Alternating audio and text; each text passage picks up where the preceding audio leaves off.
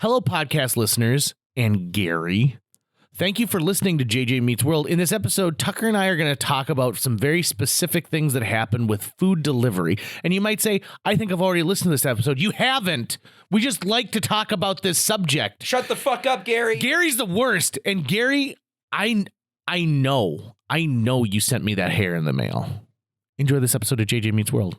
And by the way, if you'd like to help support our podcast, visit jjmeetsworld.com where you can donate to our Patreon, pick up some killer swag at our merch shop, or click the link to Apple Podcast and give us a 5-star review. 1, 2, 3, 4. J.J. Gordon, sort of like that Indiana Jones, in that he's always sniffing out his next adventure. Yes, he is. He's always interviewing guests so he can have them on his show and they can talk about pop culture, arts, and leisure. J.J. has his flag unfurled and he likes his french fries curled, and he's fun and then he twirled as he goes to meet the world. He will march into the rain even if his ankle sprained. Take a peek inside his brain. This podcast is called JJ Meets World. This is the kind of chair you need to sit like cross-legged in when you're my size, but it's so comfy. Do you ever sit in Papasan chairs? Oh, yeah. I miss having a Papasan chair now that you've said it. Like, I haven't even thought of it for a while. Cleanup week, there's going to be about 500. No, I'm not using secondhand Papasan. Well, get a different mat for it. Exactly. Like, So, I mean, if I'm going to get a different mat, you might as well get all new. that bamboo. wicker soaks in cat urine, I'm sure. Or any urine, really. And that's the thing is, you know, if you have a secondhand Papasan chair, you're like, that other person is sort of giving you a big old hug because it's around you. Is it? Because I feel like it's more of a slap in the face. I feel like they've been like, do you have one? You got my garbage. Do you have one? No, we had one like growing up. I spent a lot of time. Where does the name even come from? Papasan? Yeah. I mean, I am realizing I know nothing about them except the comfort they provide when you sit in one. I'm going to be honest. I think the culture that invented Papasan chairs probably wasn't meant to like become a world power. Because describe getting out of a Papasan chair. Oh, Think if your leader there's some friction. Yeah. was sitting in a Papasan chair and then there was an assassination Well, attempt. it's definitely not one you would sit at like the head. It's for curling up in a ball in, right? It's for, I've got cats. Let's go in there. So this nation also is really into its cat preservation.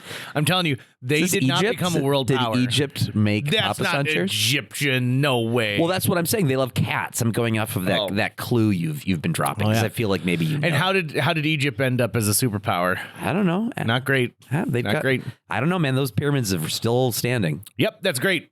That's fantastic. You know, if I had buildings that were that like sturdy, I'd use them all the time. I wouldn't just let them sit there and look at them. Like, damn, this building has lasted for how many thousands of years? You could be what a great construction. Let's keep using it.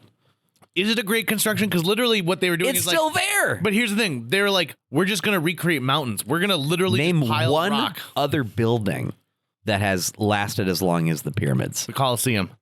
That has not lasted. That the pyramids are still fully functional. They have a roof. You can go in and seek shelter. You could easily add on doors to it. The Colosseum is really just a ruin. Okay.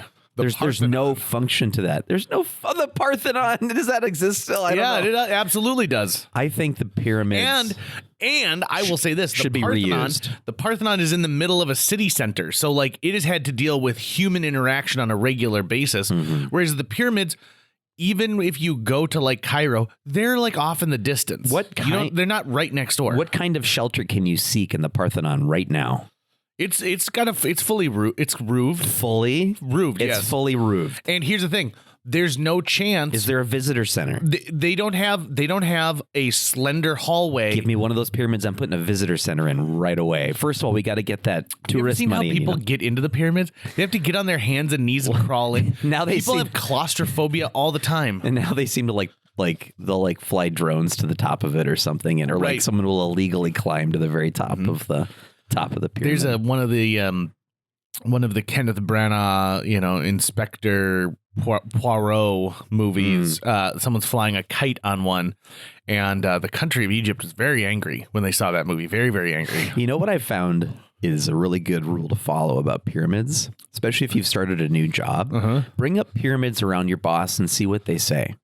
That'll tell you a fucking lot about the person you're working for. If they're amazing buildings, but don't ever talk about the slavery it took to build them. Or if they're like, dude, there's no way humans made those. Like if they go down, like I've had a few bosses that go down that road, or if they start talking Illuminati to you, pyramids will let you know the mental state of the person you're talking to. Tell me, like, what is your opinion on pyramids? If they say something like, I mean, I know they exist. I don't really know much about them. That's a normal person.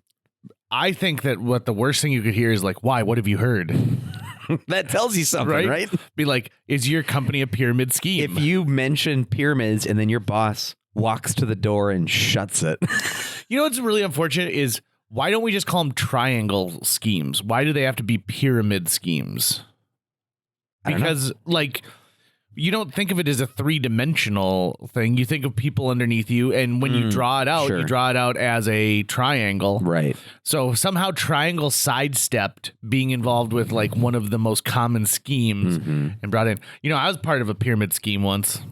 Purposefully, on accident? I had a family member who wanted to get rich quick, and they involved me in their multi-level marketing. And do you remember it was a juice that Deepak Chopra had endorsed, and you had to sign up. It was like $2,000 at the get-go, but I was really like, I want to support you in what you're doing. And so I got shipments of this juice over and over and over again. And at one point I was like, I gotta get rid of this. This is when I worked at the Fargo Theater. And so the basement fridge was full of this juice. I also got like tangentially involved in a pyramid scheme. Also when a family member thought he was going to get real rich real quick. And it was through him that I met like the local person for Shackley. And ended up making a couple of videos for them locally. Never ended up buying in or anything like that. From the get-go, I was like, whatever this is, I don't want to do it, but I'll make your video for you. So I saw a little bit into the world of Shackley, and my family member did not pursue that business opportunity. But I remember going to in North Fargo, they'd have little basically their own like presentation to try to get new people underneath the local person, and there'd be like 30 people in that room, and I'm sure a lot of them aren't doing too great right now. I would assume. I don't actually know. Sure. My opinion. I don't know. I think the problem with something like Shackley is COVID killed multi-level marketing schemes in a lot of ways, because people, I think, became better stewards of what they were buying, like on the internet. And like part of Shackley is like you get in front of somebody, right? And you explain how great our shampoo is, and there's no chemicals and da. Doing that via Zoom, doing that, like you can't go door to door. I would have assumed, I don't have the data, so I'm going to go with what you're saying, but I would have assumed the opposite would have happened, in that people who are like, well, I have to work from home now. What's something I can do? Maybe I'll try this Shackley or whatever, but I'll try to do it via Zoom. So I could see maybe at the very beginning of COVID there being a spike in signups, a spike in like the lowest level, who never were able to gain anything else. Yeah, and so my guess is that there were a few levels in that MLM that did really well during COVID, but it was the decimation even further of that feeder level. It'd be interesting to know if that company was like, listen, we're going to lean in heavy to be like, listen, you don't have to get a vaccine. You just got to use this shampoo. Yeah, you'll be fine. There's got to be a way to just, if you know someone, like a good friend who looks like they're about to try to get into an MLM, for you to just take them to Petco one day and bring them over to the aquarium section and show them the tank of the feeder fish and say, that's you. That's you. And that's it. And then just be like, that's you if you're doing an MLM. So look at how many in there. These are all feeding bigger fish. That's all they are. Look how many are already floating at the top. They don't even bother to skim them on a daily basis. Yeah. Because literally the other feeder fish will eat. The 2 goldfish that I have, I got as feeder fish because I thought, okay, I want to see if I can nurse to health little feeder fish that are probably in bad shape already, and get them to be large carps. I've had them now for about 5 months, and they're getting to be about this big. So like they're thriving. So you could take a feeder fish, but you'd have to give them the perfect like environment. And even then, I bet You gotta coddle the crap out of them. I bet 95% of them still die just from their feeder fish, so they're not a good DNA stock. This is a great segue into something I want to talk about today. I've been told that people are enjoying some stories from my personal life, and so I want to share a story from my personal life that happened on Valentine's Day this year. So, Valentine's Day, my wife surprises me in the morning by giving me the Greg Marcus Theaters blanket. That was awesome. And I was like, dang. Props to Jill. Yeah, right. Like, you may have like just knocked this one out of the park, and I actually hadn't gotten her anything.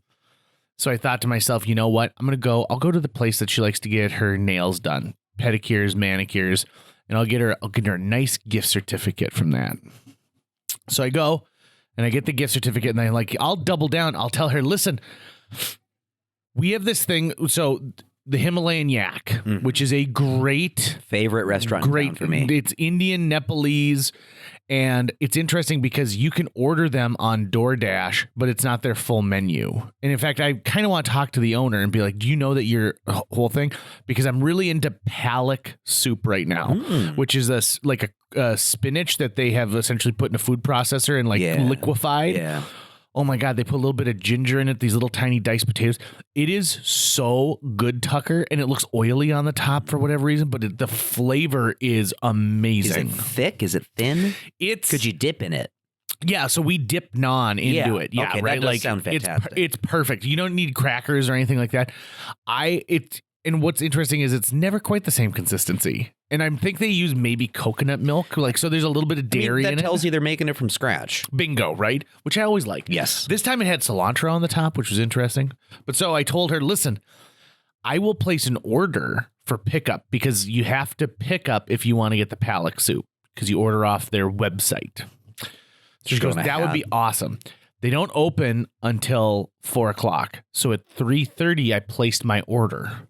And I had it for pickup at 5:20 because I thought I will leave work. I will go. I have to run 2 errands and then I'll get there. 5:20 should be fine. So they've been open for an hour. They should have it ready. Now, you have to understand this. I have picked up from Himalayan Yak, I'm going to say 12 times now. When you walk in, they've got a very tight little lobby space and there is what looks like an old children's bookshelf across from where the desk is where you would check in and pay your bill. And there is where they just put to-go orders. So they put it in a plastic bag. They staple the top of a brown paper bag, put that in the plastic bag, and then your name is on the top of it. Plunk it down there. I've been there other times where there have been other delivery drivers who are picking up. And so if you order to go in any form, they're going to put it on this little tiny children's bookshelf. So I get there at 5:05 and immediately I go, because there's 9 people in the front lobby space. I was sharing your text, by the way, with the group I was with. Were you? We were all having a great time. So I get in there and my first thought is you know what? It is Valentine's Day. And so I've got all the grace in the world for Valentine's Day because clearly it's busy. It also becomes apparent that I think there is one waiter and one host who's also being a waiter, and I think they both were cooking the food at the same time. They also had turned their "please wait to be seated" sign to "please seat yourself." Okay, yep. So I'm in there. There are some grumpy people who are clearly part of DoorDash or Grubhub. I think most of them are DoorDash specifically. Delivery drivers. Yes. Okay. And so there was a grimace-shaped woman who, and by the way, there's a breezeway that you can be, 2 doors you can be between before you get into the actual lobby space. So I spent most of my time at the very beginning in the breezeway because I don't need to clutter it up there. I know it's not going to be ready for a while. Right. I also know when there's a bag that they put in there, I'll let everyone look. And if no one grabs it, then I'll go take a look, right? And look for Gordon. So this grimace-shaped woman is sighing so loudly, and she's mad and she's angry. And I'm talking to my sister on the phone, and that's one of the reasons I chose the breezeway, because there's no one else in it, and then I could have a conversation on my phone. But she was getting pissed. Meanwhile, more Dashers start arriving, but they're not parking in parking spots. They're just kind of sitting and letting their car idle, not knowing that they've got to wait to come in. So now they are messing up the entire parking situation. That sounds like a nightmare. The side of the building has parking that goes along the side, and then there is a hibachi restaurant next door that does not have parking along the side. Do you know what I'm talking about? Like when you own? Somebody parked in a parking spot that was closest to the door, and then somebody parked in like the little like alleyway right there. So now nobody can get to the parking. The bulk of the parking, there's 100 spots behind that restaurant, but nobody can get to it because it's being blocked by somebody who's in that lobby waiting.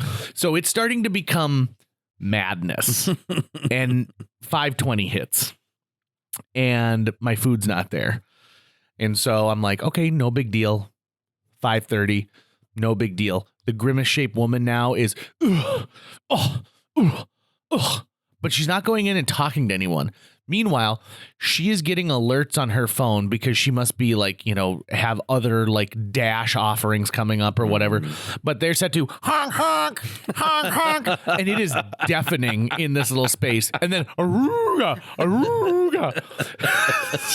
So I finally am like, I can't take it anymore. I don't want to listen to this. And so I go in and I walk in the lobby and I immediately smell not delicious Indian food, but the smell of people who are door dashing on Valentine's Day as a source of extra income, but also not using parking spaces. Like it's a Tensions in the air. You're tasting it. It's an unfortunate smell is what it is. I love that the amount of stress pheromones that were being given off, you were picking up in your olfactories. And you know why I smelled them so quickly is I honestly, I took account and I'm like, oh my God, of the 10 people who are in this lobby space right now, 9 of them are wearing flip-flops. Ugh, ick. On Valentine's Day. And not that they need to dress up for Valentine's Day, but my issue here is like, it is February 14th, and yes, we've had a very mild winter, but come on, it is still winter. So 5:45 hits, and I'm not asking the manager. Like these Dashers, every time the manager, who's also, like I said, cooking and hostessing and, you know, waiting on tables, comes up, they all shove their phone in this guy's face, like, order for Anderson, order for Doggle, order, and he's like, they're coming, they're working on it. At 5:45, the most amazing thing happens. This guy walks in, and he immediately is like, whoa, look at all these people in here. This is weird, but doesn't want to interact and talk with us directly, right? He's kind of just talking into the world of like this place must be pretty good. A lot of people here tonight. Must be pretty good. Okay. Like, thanks a lot, Obama. And he's like, what? He said that? Yeah. And he's like, what's going on here? And so he's just kind of like talking, and so finally the manager comes up and he's like, hey, listen, I'm looking for an order. And the guy goes, they're working on it. He walks away and he goes, that guy just walk away from me? Did that guy just walk away from me? Did he just walk away from me? And I'm thinking like, oh God, if I am part of a news story tonight and they have to interview me, it's going to be amazing. So this guy then walks back outside, and he is in fact then replaced by who I'm going to call Gramps. Okay. So Gramps is an obese man with a tiny face. He's got a big head, but he's got a tiny little face and tiny little eyes and like a big old mouth. And Gramps talking like this. And he's like, I've done over 5,000 deliveries, and I only started March last year. And I'm telling you now, like, you got to do it. And so this guy comes in and he's like, oh, hey, Mark. And so like this guy who's, oh, thanks, Obama, comes back in, and they start talking. So they know each other as Dashers, right? And this guy's like, yeah, I've been here for 5 minutes waiting for my order. And Grant goes, it's Valentine's Day. It's Valentine's Day. That's why you doing by order or by hour? And he goes, I'm doing by order. He goes, that's a fool. You're a fool. You've been fooled. You're a fool. He goes, I'm sitting here like it doesn't matter how long it takes. It could take 4 hours. I'm making $19.25 an hour. I go hourly. On nights like this, the restaurants cannot keep up, so I go hourly. Now, Smart. they take the temperature of the room by asking, how long have you been here? And there's a woman's like, I've been here since 5. I said, I've been here since like 5:10. And like Mark goes, what time was your order due? And I said 5:20. And he goes, you going hourly or by order? And I said, I am just a guy. And he goes, what? And I said, I ordered online and I'm picking up myself. And he goes, well, goddamn, you folks don't exist anymore. You're having people like us drive around on Valentine's Day. He's like, why aren't you with your honey right now? Why aren't you back there? And he goes, are you with a fella?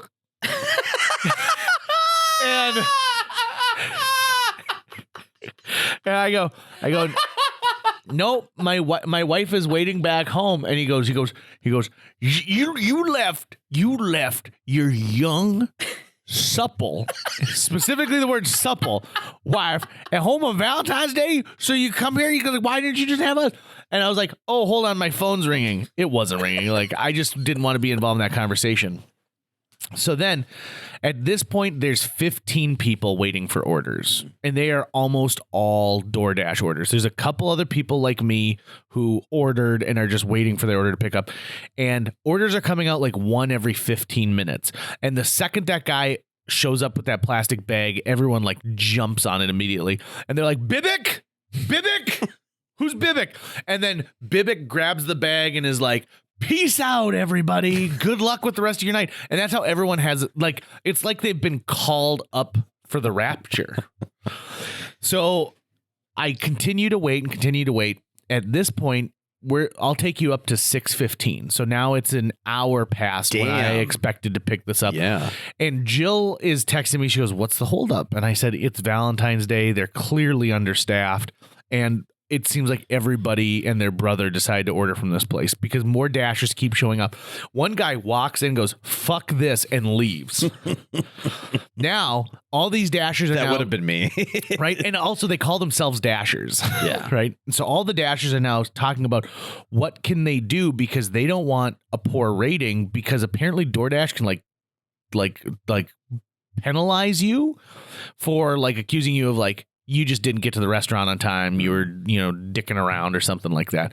So they are all calling the 1-800 DoorDash number and giving them their number. So like Gramps goes, yes, this is Mark, and I am delivering from the Hyman,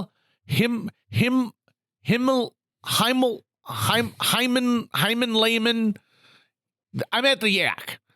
And they're not ready. And I'm sitting here. I'm just letting you know. I have already attempted to call the customer. They did not pick up. Big surprise. And I just want to let you know that I am here waiting for their food. And I'm hourly. So I'm getting $19.25 an hour just to sit here. And as soon as the order is ready.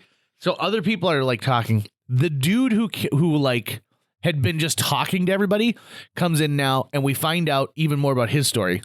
He doesn't have a driver's license. But what he does have is a girlfriend who barely speaks English. She is Asian and barely speaks English. And for whatever reason, he's doing all the interactions for this. And so now he's telling her because she can't speak the language very well. Right. It's very odd because now he's getting mad at her and he's like, stop playing that game. You need to be on top of this. You need to tell them. You need to text them and tell them that it's taking forever at the restaurant. So I'm watching this weird domestic take place at the same time. And you'd think like that's it.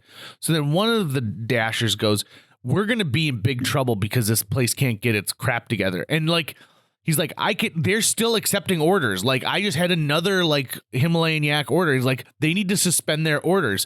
And one guy goes, yeah, screw this place. And he goes, I'm taking their mints. And he took a big handful, and they've got a big like ornate glass bowl of mints.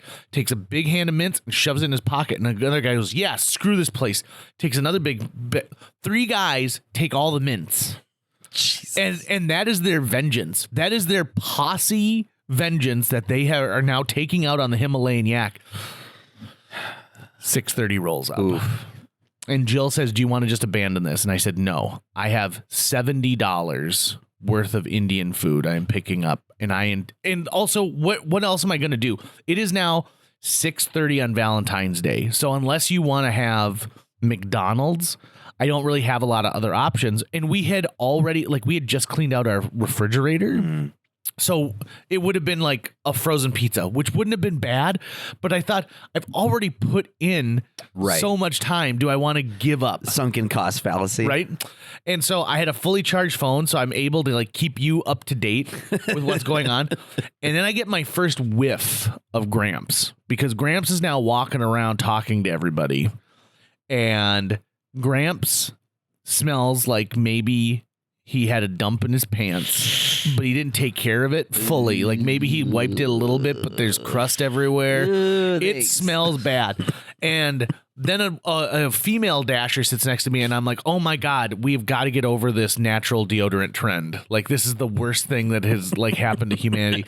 And it just reeks in there and it stinks. So finally I stand up and I work my body in between this little bookcase and a neighboring wall, and I am now looking at how they put this faux rock up on the wall, and I'm like, they did a poor job on this.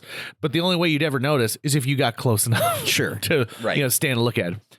7:05, they bring out 2 orders, and now every time somebody comes in, all the DoorDash people are just yelling at this guy, and finally one of the DoorDashers follows the dude like back towards the kitchen. They're getting aggressive on what they're doing. Neither of the bags are mine. They're for the woman who was there before me and then some other guy. And I'm like, damn it, this sucks. 7:15, my bag comes out, but not before Gramps alerts everyone that he parked in the handicap spot, left his car running with the window down, and his dog has gotten out of his car.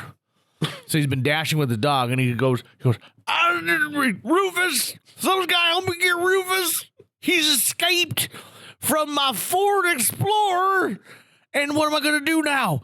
And by the way, every time someone came in, he goes, you Dasher, you better be prepared to wait a while. It's Valentine's Day. He says that to every single person who comes in. You Dasher, you better be prepared to wait a while. It's Valentine's Day. And then he starts going he goes 20 minutes, 15 minutes, hour and 5 minutes. And he starts he's become the de facto man of the gate. This is actually a great concept for a 1-act play. It would be. Yeah. Anyways, keep going. Let's write this. Valentine's Day. So they finally bring out my order, and it's for me. And I look at it, and it says JJ Gordon, and I grab the bag. And someone grabs my arm and goes, hey, bro, is that yours? And I'm like, yeah, this is my order. And he goes, let me see. Like I was maybe trying to steal. And I ripped my arm away, and I was like, no. And I just keep walking out. And another guy stands in front of the door. And so now I'm like, oh, my God, I am going to get into some kind of weird fist fight with this. And so because I can't let things go sometimes, I sent an email to DoorDash and I said, listen, you had Wait, what happened with the guy standing in the way at the door? Oh, once I approached him and he kind of saw how big I was, okay. he was like, and I just held up the food and he turned to the side. Okay. Right. I'm leaving now. Got it. So I sent DoorDash this thing and I said, listen, you have a major issue on Valentine's Day, and it's not that you don't have enough drivers. Clearly, there were plenty of drivers, but this restaurant you allowed this restaurant to continually take orders to go on your app, even though you knew this was taking too long. And I said, secondly, you have created such a fucked up, call and response with these people that they were prepared to get violent with me when their order for a delivery didn't come up. I said, mob mentality took over, but it's because these people were so afraid of being penalized by you and by whoever was ordering the food. And I can't believe it. That actually disgusted me. You guys need to figure out how you're doing your situation and be better. Also, I said, if you had been doing this in a live, you had someone looking, you could have had one person pick up 5 orders. Yeah. And deliver them rather than having 5 individual delivery drivers. Anyway, Yeah. their response to me was, here's a $5 off your next order of $100 or more. Yep. And I thought, I'm going to order $100 worth of food to get $5 off. I don't think so. Yeah, that's I've discovered that is certainly with DoorDash specifically. Yeah. The juice is not worth the squeeze. The past few DoorDash orders that I've had have been wrong. Flat out have been wrong. I text the driver. They say it's the restaurant's fault. I call the restaurant. They say it's the driver's fault. You contact DoorDash. There's zero help. You're now out the money that you spent. You don't have the food that you want, and you have no way to fix it, and they've just taken it. Yeah. So, if I know that DoorDash is the way that the company I have to order through, I actually won't do it. I've been having really good luck with Uber Eats, although I don't know if that's just because it is a different company or not, but I don't know. Interesting fact. So on Valentine's Day, Uber Eats drivers were on strike. Uber and Lyft went on strike on Valentine's Day, and so that included Uber Eats, which is why I think DoorDash is getting so many orders. Got it. Specifically. Yeah, of all the delivery services, DoorDash is the worst, without a doubt. Their customer service is garbage. And I've done things where like a restaurant does their pickup orders, like their actual pickup orders through DoorDash. So I went to a restaurant that was on 45th Street that is themed around extraterrestrials. Wink, wink, nudge, nudge. Mm-hmm. And I had ordered Martian munchies. Jill got chicken fingers. And then they have one of the best ranches in Fargo. Yeah. And you can get a 16-ounce tub of ranch. And so I ordered a 16-ounce tub of ranch. And so I picked up my order, and shame on me. I should have opened the bag and gone through everything, but the bag said they wrote JJ in a Sharpie on the side of it, so I figured that they did what they were supposed to do and like lined it up. I get home, they forgot the Martian munchies. And so I am without a meal. So I call Space Aliens, and I told them, I'm like, could you just send me a gift card? Because I don't want to have to drive back out there. I already waited for 10 minutes in your lobby, which is the worst lobby to wait in town. And the girl on the phone was like, well, I could put it in for you and you could come and pick it up. And I said, I was just there. I don't want to leave the house again. Can I get a gift card? No. Your option is come here, just you don't get it. I said, fine, I'll be there in 5 minutes. And she goes, Dick, and hung up. And I was like, what? And clearly she didn't mean for me to hear that she has called me a dick. So Jill saw and I was on my cell phone. And so Jill heard it and she goes, uh-oh, they're in trouble. And so I said, listen, I will cool myself down. So I drove back there and I said, I'm JJ. I walk up to the host stand and she doesn't say hello. She doesn't say anything. I said, I have a pickup order for JJ. And this girl just walks away from the host stand and disappears. Doesn't say, I'll get your order. Sorry for, you having to come back. And so when she comes back, she's followed by a middle-aged gentleman and an older woman. And the middle-aged gentleman has my bag and he starts handing it to me and then pulls it back. And he goes, I just want to let you know that when you don't check an order before you leave, that's not what you're supposed to do. And I said, excuse me? And he goes, the customer called and they were very angry. And I said, yeah, I know. I'm the customer. And he said, you didn't check the order. And I said, what? And he goes, when you are doing a home delivery, you need to check the order. And I said, I ordered pickup on your website, which uses the DoorDash app as the ordering system. And then all of a sudden his face changes completely because now he knows not only did they mess up the pickup order, but the customer has now come back and now he has chastised the customer as if I'm a DoorDash delivery driver. Yep. And so I said, is this your manager? And she was the general manager and he was the acting manager. And I go, I have something I need to tell you guys. I said, you lost a customer today.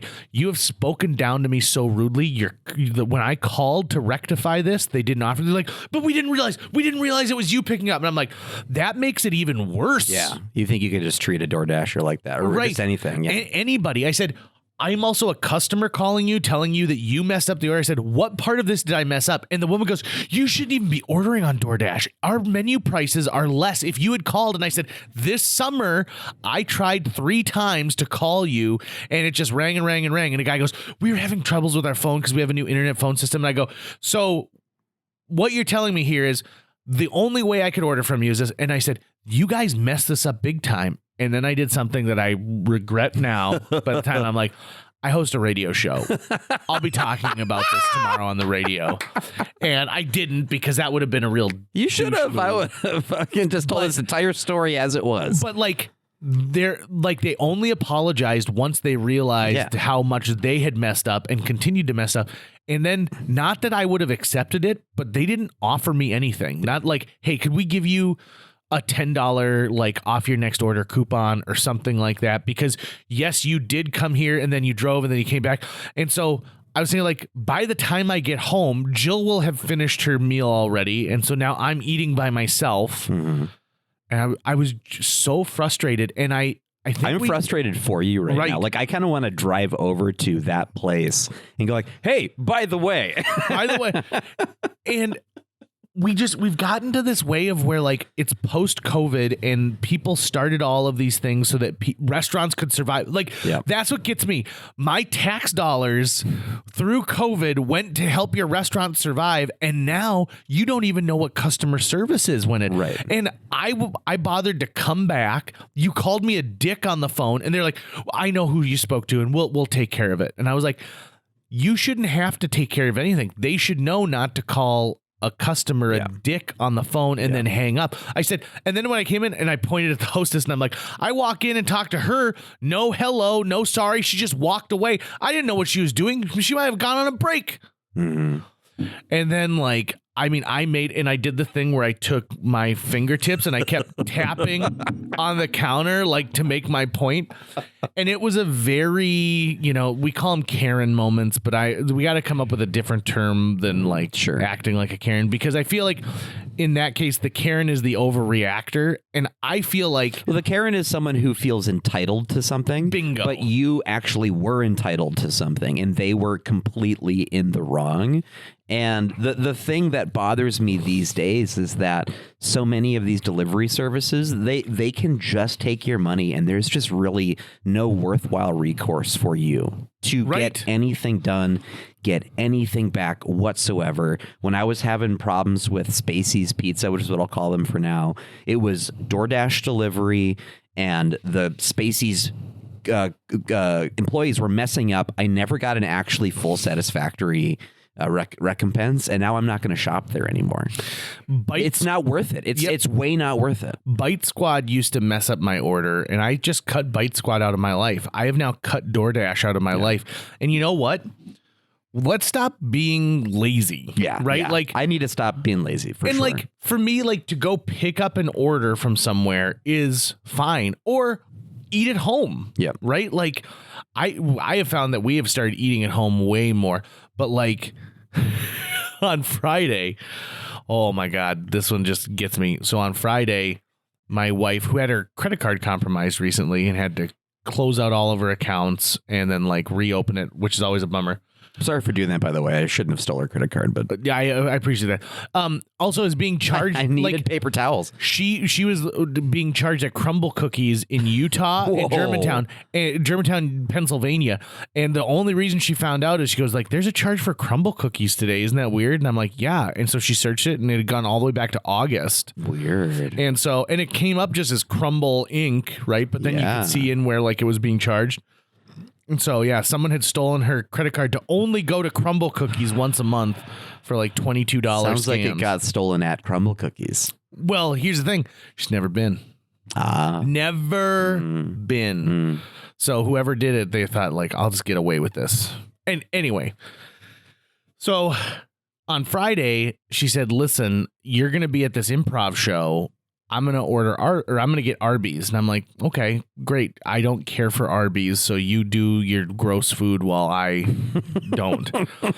So I asked her, I was like, hey, how was your meal? And she goes, it was okay. And I said, describe it to me. Cause I had like downtime and I'm like, let's just have this weird interaction. Have a dirty talk over the phone. And what are you wearing? Not even, it wasn't meant to be erotic in any way. Describe it to me. But what like, was it like? But like the idea was just like give me a play-by-play of what you ordered. And so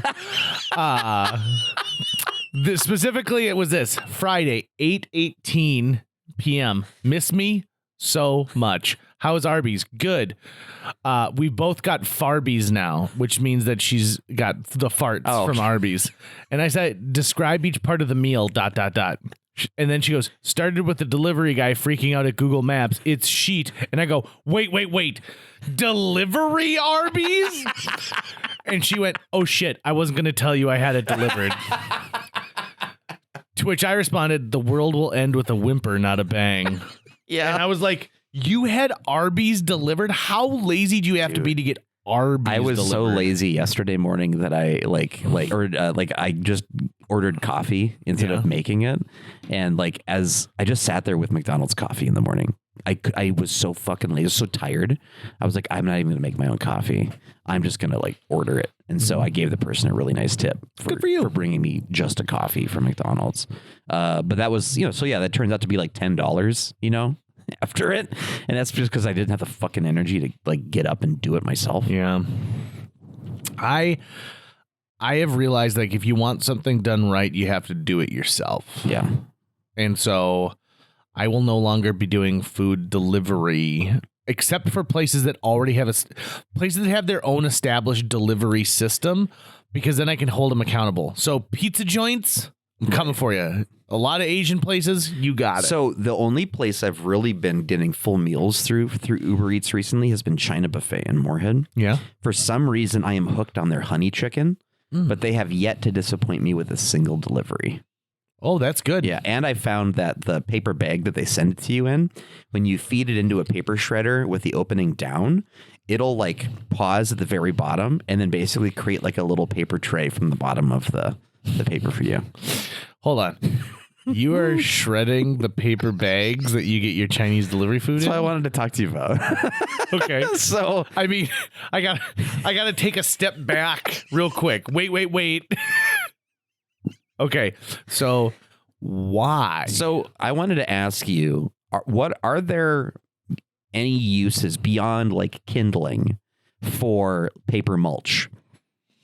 Yeah. Like what could paper mulch, just shredded paper, be used for? Okay, are we talking about copy paper? Or are we talking about because any paper that comes through the mail, like junk mail? Okay, so that is a horse of a different color, because most of the time those things have like the printed dies on them and stuff. Yeah. So like my understanding is that if you use like a laser jet printer and you're printing on copy paper, that you can like put in your garden. You can put it in to like help, like break up pieces like, the hard clay soil we have. If you work those paper shreddings in, it actually leaves little spaces so that things can grow and their roots can get deeper.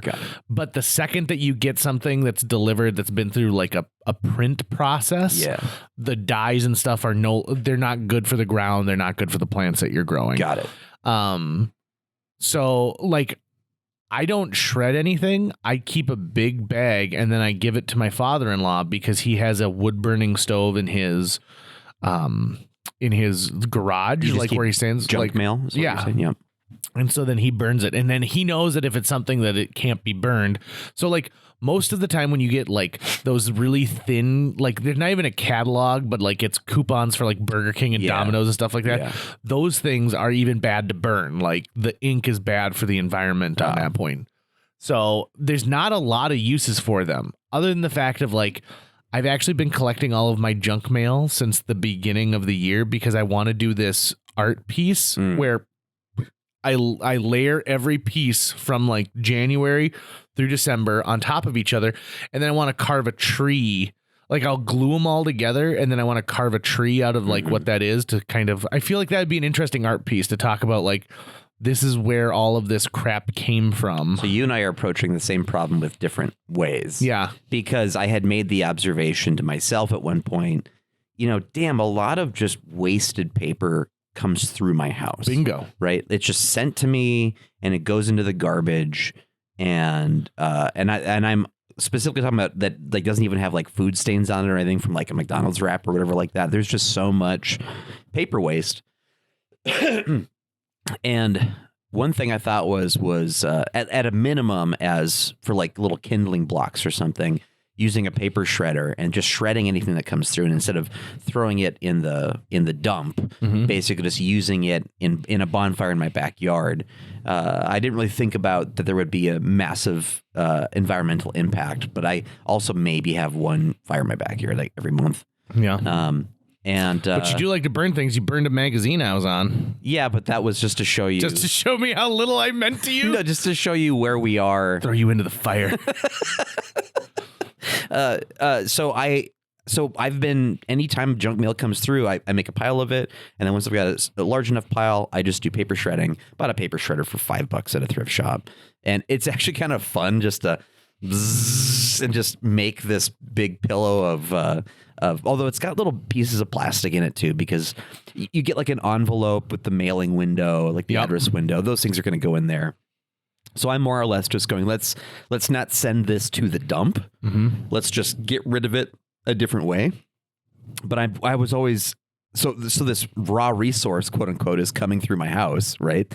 What else could I do with it? I don't garden anyways. So whether or not it was okay for mulch or not, that's fine. I mean, could you give it to someone who's got like a bunny rabbit or something? I mean, like, could it be turned into like, that's the other problem though, is that also has an ink issue. So if you have rabbits, gerbils, guinea pigs, anything that you might put bedding in for them, you don't want to use anything with ink on it because they'll eat it. They eat all of it, right? Yeah. So you would want, you would just want to buy like wood chips that have been treated for this exact purpose, basically. So no, I mean, there's really not much else to do except maybe just hoard it all in garbage bags and then go, hey, look, this is how much junk mail came into my house this year. Like, but I don't know. I don't know if there's any like, I remember one time in elementary school, this probably would not work, but I remember us I'm using quotes again, making paper in class. Yeah, where you'd shred up old paper and mulch it and then mix it together and make new paper. So maybe I make like shitty new paper out of all of it. Yeah. If it's even possible, I don't know. They have little pieces of plastic in it or something. I have no idea. My 4th grade teacher made paper. And that was like she had a side hustle, like a business where she made paper like that. And like, I mean, do you remember how that paper turned out? Like, it's not great paper. No, like, it's not the type of thing like you'd want to put your like chunks of it just fall off. Yeah, I don't remember it being good. I just remember that was done once. But at the same time, it's like making cheese with cheese. Right. Like, well, you already had cheese. Like, why are you? I'm making alternate cheese. Why are you making other cheese? Yeah, doesn't do quite the same thing. I don't know, listeners. I would love to know, is there anything I can do with this raw resource of mulched paper that's just coming into my house? The other one I wanted... What if they tell you, like, well, yeah, you can do it, but you can't shred it? Oh, well, then I got to figure out something else to do. The shredding will have to go. I'll have to... You would get rid of the shredding process, but it brings you so much joy. It does. It brings me some joy, but not enough that it couldn't be replaced. Have you ever shred something that you're like, I don't need to shred this, but I'm going to shred it? Oh, 100%. I mean, you're telling me that you took care of your Chinese delivery bag. I mean, if it shreds and if it doesn't have food stains on it, so I wouldn't want it getting mixed in and just rotting or whatever. Yeah. And if the shredder can take it, sure. So I've even done thin pieces of cardboard. Just because it can do it. The paper shredder has been the friend of the office comedian for a long time, because I could count on my hand probably 10 instances right off the bat of where someone has gotten their tie stuck in a shredder and it's become like an office joke in a movie.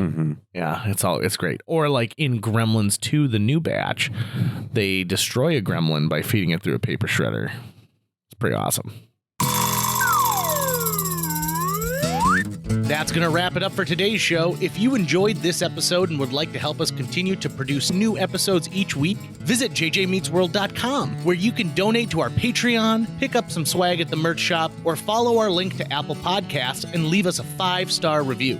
You can also follow us on social media. We're on Facebook, Instagram, Twitter, YouTube, all the sites the cool kids are using these days. JJ Meets World is produced every week by Tucker Lucas. You can find out more about Tucker's work by visiting moonbasemaria.com. If you want to get in touch with your host with the most, check out linebenders.com, where you can find direct contact info for JJ or booking information. I've got a friend down at the police station who's going to test this hair, and he'll tell me definitively whether or not you broke into my house and put this hair on my bed, Gary.